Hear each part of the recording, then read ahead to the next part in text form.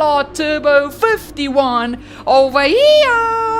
I hope you're having a splendid day wherever you are in the world. Guys, it's time for round number 11 at the Hockenheim Ring for the German Grand Prix in Season 3 of our F1 2019 career mode. Guys, heading into this episode, hashtag spoiler alert. If you haven't watched the previous episode yet, take this one away right now because we won the team's home Grand Prix the previous time at Silverstone in Great Britain. We took the dub for McLaren, guys. And guys, second win of the season, and we are on a roll heading into Germany. We need to try and keep the momentum going because there's still a massive gap in the championship to breach before we get to Lucas Weber. Guys, please drop a like down below on the video. It's only going to take you 2 seconds, and trust me, it helps me out a lot. So if you do that right now, hashtag love your way. Guys, to the performance chart, McLaren, we are still the leading team from Racing Point in P2, Red Bull P3, Haas P4, Mercedes P5. Then from P6 till P9, there's a little cluster there between Ferrari, Williams, Alfa Romeo, and Renault. And then obviously Scuderia Toro Rosso bring up the rear end of the field. Now, guys, we need to keep the momentum going for this weekend in Hockenheim after Silverstone, because we've still got a massive gap to Lucas Weber. But without further ado, let's head straight to qualifying.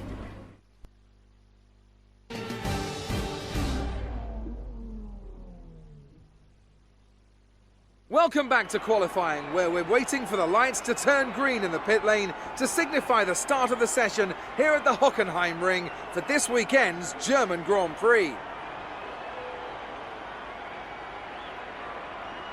This is a track that tends to ask quite a lot of the tyres, both front and rear. So is it fair to say a great deal of management will be needed in order to do well here? Tyre wear is always something you have to consider to a certain degree. Finding a good car balance that suits the circuit will help prolong the life of the tyre, but it's true that some circuits, such as this one, are more challenging than others. How hard you can push them depends on your strategy and how tight the battle is around you.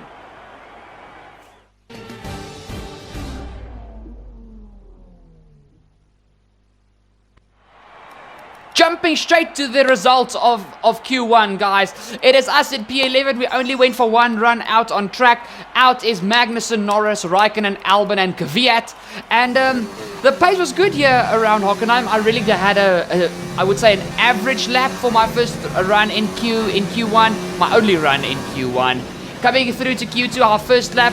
Not too fast. We come to the end, well, to the middle of the quali session. You guys can see I strapped on the medium tires to see if I could go quicker. We are sitting at P11, so you guys can see even with a worn set of soft tires, which we used for our first run, we are still good on pace. But you guys can see the mediums just aren't the way to go, especially for the final sector in the stadium. We come across the line. Confirmed. We'll receive you at the end of this lap. Thank you, Jeff. Only 6/100ths of a second slower than our first time, but at the end of the session, we go more than half a second quicker. We come across the line, and it is we are in P8. Okay, wow, guys, look at Devin Butler. He takes first place for Q2. We are through into Q3. Out is Sainz, Russell, Ricciardo, Grosjean, and Giovinazzi. Heading into Q3, guys. Our first run in Q3 was a little bit sketchy because of worn tires. Obviously, you guys know I used the worn tires for my first run in Q2 and Q3. We come across the line. We go 1 minute 8. Understood. Stopping this lap. Thank you, Jeff. A 1 minute 8.9. And now we're going to go right to the end of qualifying, guys. As you guys are going to see, we are 10th. Engine fired. We're set. Thank you once again, Jeff. But we have a lot of time to gain. So let's go for a lap here around the beautiful Hockenheim Ring. First quarter, 7th gear, throw the car in there, have the biggest balls that you can get and throw it in there. Into T2, guys. Very tight right-hander into an immediate left-hander onto the constant curving back straight. Open up DRS, overtake on the ERS. We go purple first sector, which is looking good. It's a very big fist fight between ourselves and Racing Point to see who's the quickest this weekend, guys. I didn't have a definitive answer because through practice and qualifying, then we were quicker, then Racing Point, then McLaren, then Racing Point, then McLaren, then Racing Point. So we were equal this weekend. heading into the end of the second sector, guys. We passed the Mercedes-Benz Stadium there. As you guys see, I take a little bit of a replay cam, which I haven't done in quite a while, into this next right-hander, into the stadium section. It's nearly flat out through there. Now going into the Vettel hairpin. We greet the fans with a quick hi there, and heading into these final 1, 2, 3, 4 corners. 2 to go, the double right-hander. Throw the car in, mount the curve on the outside, and then back to the inside, outside, inside, outside. And we're going to come across the line, and it's going to be P! We're all ready for tomorrow's race, but before we begin, let's have a quick look at those who will be fronting the grid. Butler, Gasly and O'Connor. With qualifying complete, all that remains is the main event. We'll be live and uninterrupted for the Grand Prix tomorrow, so make sure you join us then. All right, I think we can call that a successful qualifying. We should be in with a good chance in the race. First of all, where did Red Bull come from? And second of all, what happened to Ferrari? Guys, this race is gonna tell us a lot. So let's head straight to the German Grand Prix. Yeah!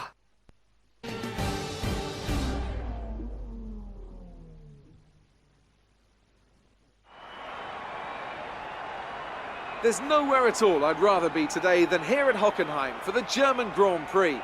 We have an incredibly competitive field this year, which means we should be in for a treat. And judging by the sea of people filling the grandstands, there's a fair-sized chunk of Germany that agrees with me. We're racing in the Rhine Valley this weekend at the home of many of the sport's finest competitors. The 2.8-mile Hockenheim ring requires precision through the technical stadium section and great raw speed down the long, flat-out curve towards the popular overtaking zone of the Turn 6 hairpin. Watch out for a lot of wheel-to-wheel action there today.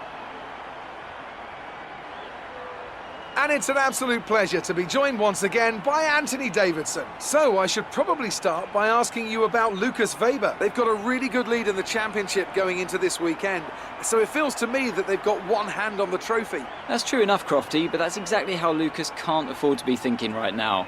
He doesn't seem like the type to get complacent, but even the most level-headed driver can get carried away with their own success if they're not careful.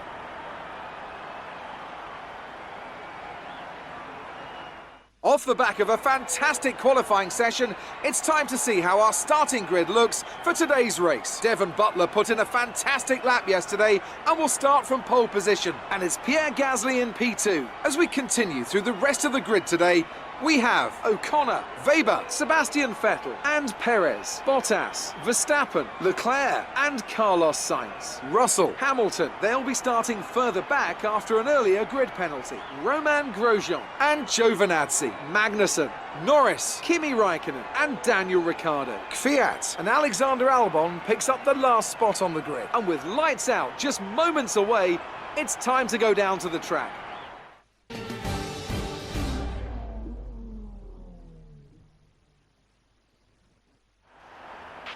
We're higher on the grid than we expected. Let's see if we can do even better. That is always the idea, Jeff. Guys, it's got to be a fist fight today, I think, between myself, my teammate, and the 2 Racing Points. The Red Bulls, I just don't think have the race pace to be unfortunately very honest.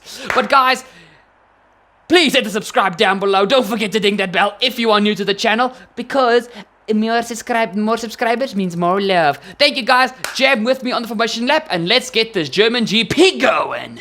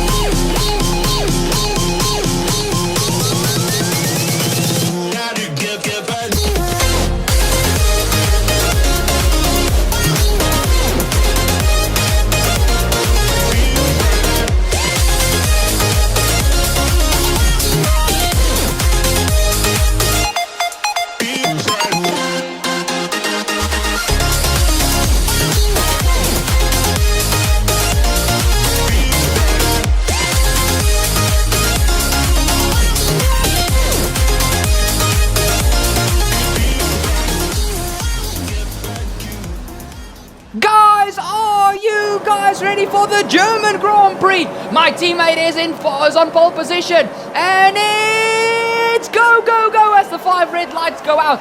It is my teammate Devin Butler on pole from PA Gasly at P2. I'm P3. Butler shuts the door straight in Gasly's face. It forces me to go onto the outside because I nearly ran into the back of Gasly there. Side by side for myself and PA Gasly heading into T2. Gasly defends hard, but we've got a Racing Point lurking right behind us, so we really need to keep our wits about us. It is obviously Lucas Weber going down the back straight. We get the move done on Gasly, but now here comes the Pink Panther of Lucas Weber. I nearly said Sergio Perez because I saw Perez's car in the background battling with Sebastian Vettel. It's Racing Point v Red Bull, but even the 2 Red Bulls are having a scrap there. And it's been an absolutely terrible start from PA Gasly, from P2 all the way down to P5, as even his teammate overtakes him. And it's not going to get any easier with Sergio Perez lurking right behind.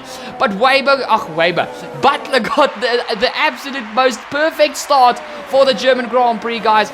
And guys, after the absolute terrible result he had back the previous run in Silverstone, it should have been a McLaren 1-2, but he had some engine issues and fell all the way down to P10, which was really a sad thing. So he is on a roll heading into this weekend. He wants revenge and he wants a dub behind his name.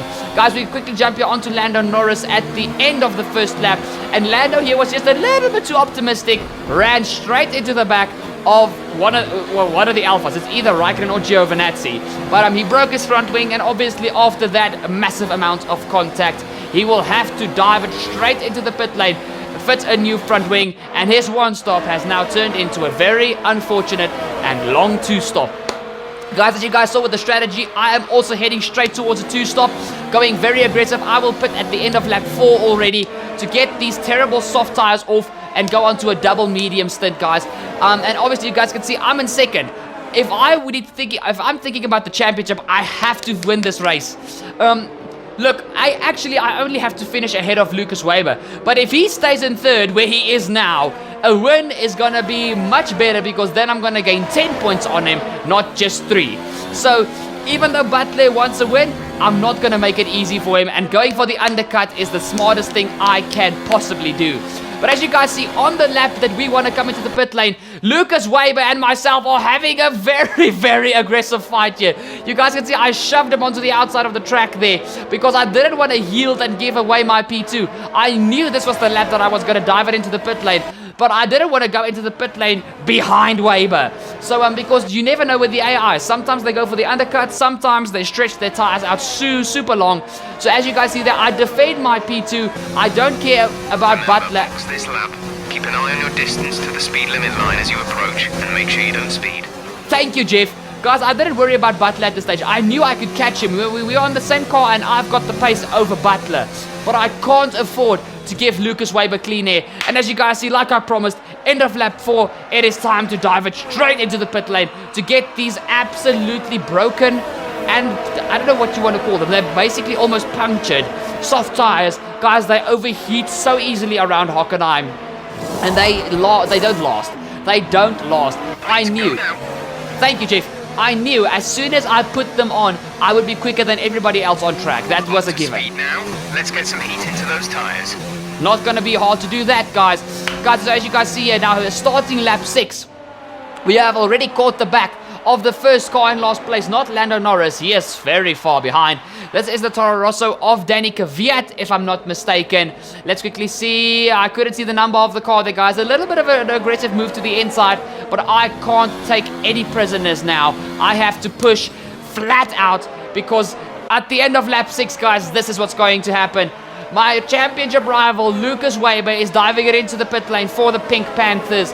And here we go, guys. Let's see what Lucas Weber can get going for himself. Into this next part, guys. Will Racing Point have a perfect pit stop for Mr. Weber? I'm sure they will. I'm sure they will. Beautiful pit stop there from the Racing Point cars. And as you guys see, we are searching for ourselves already.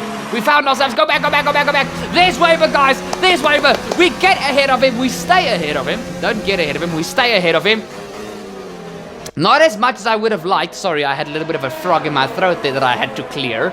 But not as far ahead as I would have been. So now you guys can imagine how desperately I want to get cars in between us. I want to pass this Renault and this Toro Rosso ahead of us. As you guys see her heading into the hairpin, I'm very late onto the brakes because I know Lucas Weber is right behind me.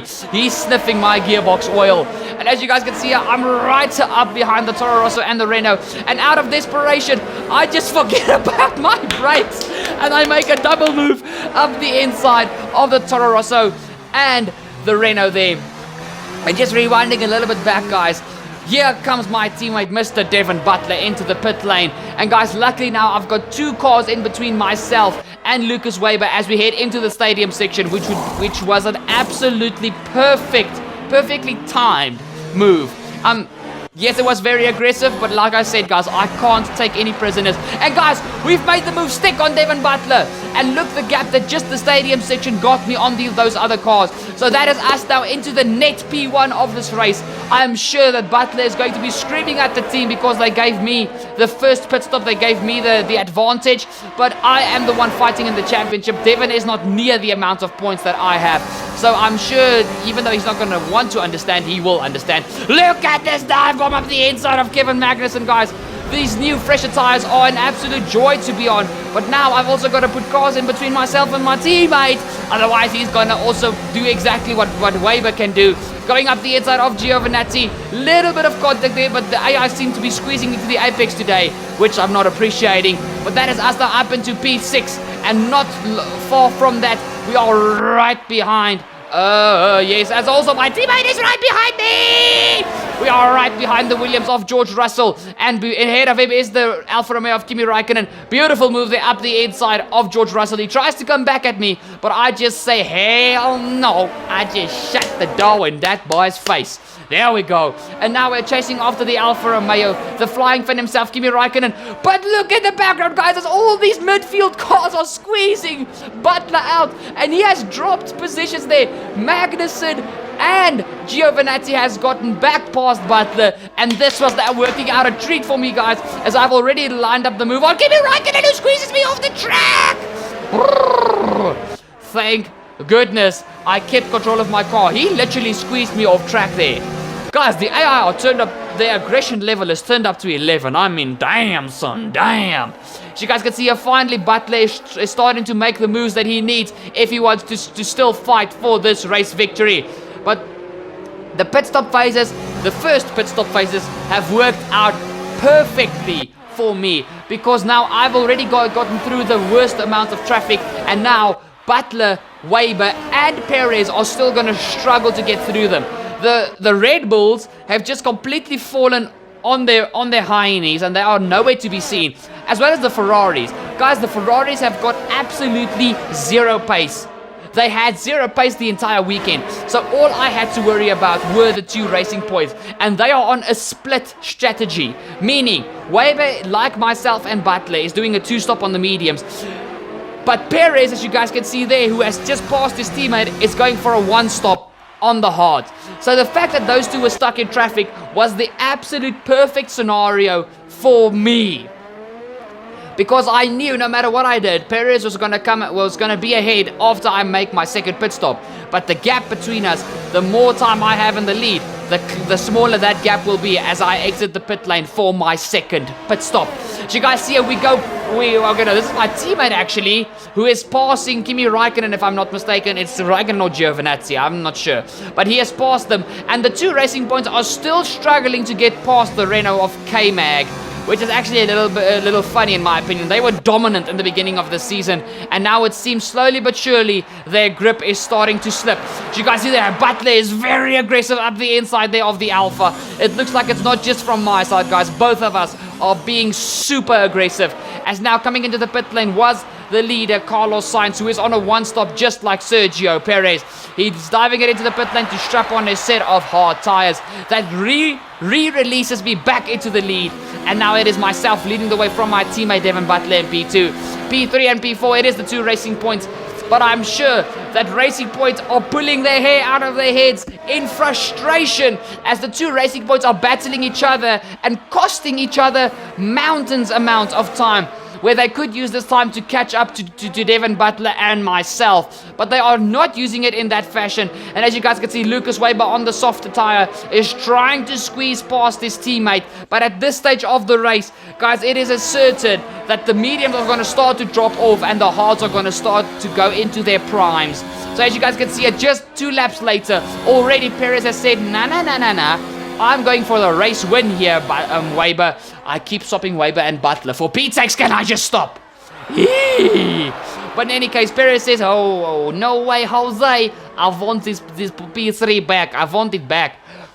Guys, with all honesty, the more those two fight, the better it is for me. As we go, I think this is the end of lap 18, guys. I'm not sure. It might be even lap 20. I'm not exactly sure. The number on the steering wheel was just too small to see there. We are finally diving into the pit lane, releasing our teammate back into the lead of the Grand Prix, who will pit probably within the next 2 to 3 laps. We are diving it into the pit lane. We strap on our second set of beautiful yellow walled medium tires. Not that yellow is beautiful, but we're just gonna do it for the tires because they glow. As well as Lucas Weber is diving it in as well, guys. So we will stay ahead of Lucas Weber. But as you guys can see, here comes Carlos Sainz, who is on a one-stop with Sergio Perez. He is just ahead of me, but this is gonna be a little bit of a sweet move, I have to say that myself. Look at this! Look at this! We are right behind him. DRS open. I decided for the inside, which I should not have done. I should have gone to the outside to give myself a little bit less of a panic attack. But that is okay. We are past Carlos Sainz and we are now chasing after Sergio Perez. Oh yeah. And guys, like I said, with him fighting with his teammates and the traffic, he is not far ahead. So this race, we are in the prime position to take the win. But if this man, my teammate, the captain of bad luck of Season 3, Devin Butler, has got anything to say about it, you guys know he's going to say, oh hell no. And he has got 2 lap fresher medium tires. And guys, the mediums and the softs wear really quickly around Hockenheim. The softs are useless around this track after 4 laps. But the mediums are still a tire that wears very, very, very quickly. So those 2 laps can make a massive difference. Trust me when I tell you that. As you guys can see here, finally, it is my time to make the move on Checo himself. Sergio defends the inside, but before we can even get to the corner, Oi, look at Perez, who's late on his brakes. Jeez Louise, okay. GG's, Sergio Perez, he wants this win more than we thought, guys. He is defending very aggressively there. As you guys see, it is Carlos Sainz P3 and my teammate P4. But I'm almost certain that Devin is going to catch Carlos. But if he can catch Sergio, that is another question. You guys can see here, it is Grosjean P5, Lucas Weber P6, P7 it is Kimi Räikkönen, George Russell P8, P9 is Antonio Giovinazzi, and P10 it is Kevin Magnussen. Those guys are also having a very, very interesting fight there. We jump onto the next lap, guys, and here I just said, oh hell no. Checo, now I'm going to force my way through the inside, and there's nothing that you can do. I am a bit late onto the brakes, guys. As you guys see, I go a little wide. I have to go to the curb on the outside, but that is a stunning move to take back the lead of the German Grand Prix in Lucas Weber's backyard. Suck it, Lucas. Suck it. Suck it. Let's go, baby. This will be our second win. Well, yeah, it'll be our second win on the trot, our third win for the season, guys. And just rewinding a bit back, guys, on that very same lap, here comes my teammate Devin Butler making the move on Mr. Carlos Sainz. Very, very nicely done. There we go. Beautiful shot there of the car on the outside. And that is Butler up into P3. Now let's see if Butler can chase down Mr. Checo, Mr. Perez, the Mexican. Yes. And as you guys see, also just a few laps later, Weber has caught up to the back of Roman Grosjean. Actually, not Sergio Perez. He makes an easy move for P5. Let's see if Weber has enough left in the tank to go and catch Mr. Sainz for P4. But there is no way on this earth that Weber is catching his teammate. And as you guys see, just a few laps later, what I thought would not happen is happening. Devin Butler turned this McLaren not up to 11. He turned this McLaren up to 1 million. Because holy moly, he was setting fastest lap after fastest lap after fastest lap after fastest lap after fastest lap. And as you guys see here, this is now finally Lucas Weber catching up to the rear end of Carlos Sainz. I'm sure he's going to make the move. Stick. That was very close to the outside grass there. But that is now Lucas Weber up into P4. So it's a McLaren 1-2 and it's a Racing Point 3-4. Did you ever think you were going to say that in Season 3, guys? But guys, as we start the second to last lap of this Grand Prix, the penultimate, no, actually this is not the penultimate lap. No, is it? I can't remember. But you guys can see Lucas Weber, Devin Butler, my teammate, has caught up to me, and after the absolutely atrocious Grand Prix that he had back in at McLaren's home race in Silverstone the previous round, he is more motivated than ever to take the win from under my nose. And to be quite honest, I will be satisfied with P2. But do I want to settle for P2 while we're still racing? No. What racing driver are you if you just settle? And guys, now that I see what's happening on screen, I can confirm that it is the penultimate lap of the German Grand Prix. We have only got 1.5 laps to go. Well, 1 1/3. As we go straight into the stadium section, we enter the third sector, and you guys can see Devin has definitely got the grip advantage. Only a slight one, but the point is, it is there. And here you guys can see now, heading through the stadium section, it is very close between myself and Devin Butler. It's going to be a final lap showdown between the two McLaren drivers, and I am sure that Zach Brown is sticking his hands in his hair, being like, boys, just don't take each other off, whatever you do, just don't take each other off. Here comes Devin Butler, he's got the DRS open, and he's closing, but he's not close enough. But now we have the very, very long back straight. No! Come on! Yeah, I just pressed my radio there to make Jeff shush, guys, but I didn't tell him to shut up, because then I wouldn't have heard the celebrations at the end of the race. I have to go to the inside as Butler just almost rear ends me. I'm slow, I park the car on the apex, but we defend the lead. But guys, never say never until the fat lady has sung. We've got a sector. Fuel now. The tank is empty. Jeff, I know. Shush. We've got basically a sector to go, guys. I wanted to say a sector and a half, but then Jeff talked. 1 sector to go, guys. Devin Butler is still right behind me with Perez following him, but Perez is a further 3 seconds down the road. No, actually, Perez is 3 seconds behind me, but you guys get the point. Guys, into the final double right-hander. And what an absolutely epic race. We have taken 2 victories in a row, and the momentum is on our side. That's a race win and your second race win in a row. Fantastic job.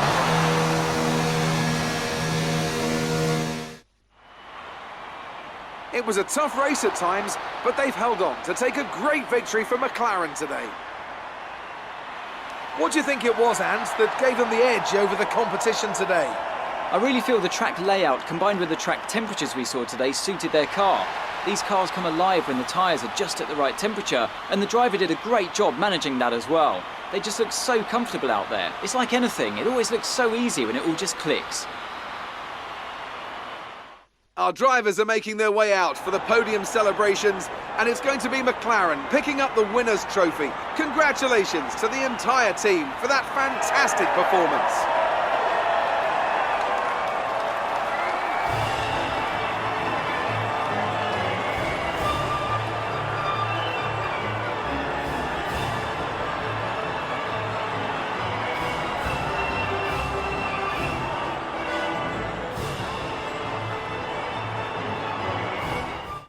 So then, it's time to see how this result affects the Drivers' Championship. It wasn't the best weekend for our championship leader, and their advantage at the top has been reduced. After an incredible day of racing, who was your driver of the day, Ant? For me, it's Kimi Räikkönen, someone who definitely doesn't get enough attention for how well he performs out on the track. It's time to check out the constructors' standings. Racing Point continue to run away with it out in front. There was also a strong showing from the McLaren team today as they make their way up the standings. After an event like that, who knows what the sport has in store for us next time? Be sure to join us again as we continue to bring you the latest excitement in Formula One. Guys, what a German Grand Prix. Racing Point had no answer for us from when the pit stops commenced. After the first round of pit stops, McLaren would the cards fell right and our strategy worked out perfect. And GG's to Devin Butler, chasing me down and pressuring me those final 2 laps. Oh, he really gave me a lot to think about those final Just two wanted to laps. say congrats on the podium. It's thoroughly deserved. We were sweating those last few laps on the pit wall, but you brought it home. Thank you very much. Oh, trust me, I gave you guys the reasons to sweat a little bit. Guys, what a race. That has been this episode. Guys, momentum is on our side. We have to keep this momentum if we ever want to catch Lucas Weber. But guys, thank you so much for watching. Thank you so much for staying till the end. You guys have been amazing. Please drop a like down below on the video if you haven't done it yet. I highly appreciate that because that is what helps a young YouTuber like myself out the most. Well, a new YouTuber, if I can put it that way. Also, guys, please share this video with your friends on social media. If you share on Twitter or Instagram, tag me in your post or your story and I will give you a shout out in a future video. And finally, if this is your first time feasting your eyes on Turbo Fox races, don't hesitate to hit the subscribe down below. Don't forget to ding that bell to never miss a future F1 2019, Project Cars 2, Dirt 4 or Motorsport Lounge episode. I guarantee you will have all your sim racing needs met. I'll see y'all next time when we head to Hungary. Cheers!